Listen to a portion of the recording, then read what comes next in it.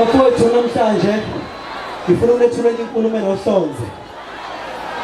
30 seconds niyezwa. Ngifuna nibatshele emakhaya niyezwa. Ukuthi namhlanje sigubha usuku lokukhulu. Lokubeka kwenkosi yomaskandi njengoba ngigcwele kangaka. Sengingaphandle walela qanda leli ya. Sengibeka kupho kubi.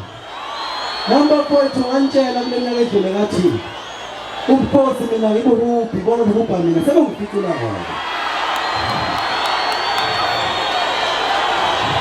Wala kutshela.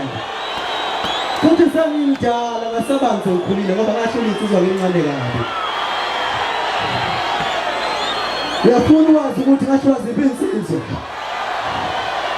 Ngasho nomkenziwa ngasho longiso imchunu ngasho lotekisi. Ngikhuleka futhi.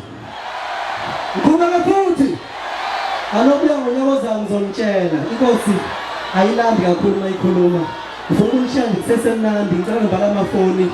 Nekhisa amathawula nihloniphe. Inkosi zihamba manje. Ngomani. Isambele. Ngaba ngumsindi. Ngizolidla inkomo.